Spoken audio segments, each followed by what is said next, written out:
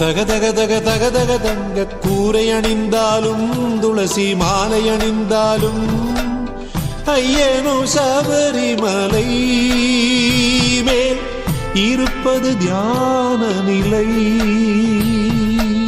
அலை அலை அலை அலை கடல் போல பொங்கி வழிந்தாலும் பக்தர் பொங்கி வழிந்தாலும் ஏதோ ஒரு காந்த அலை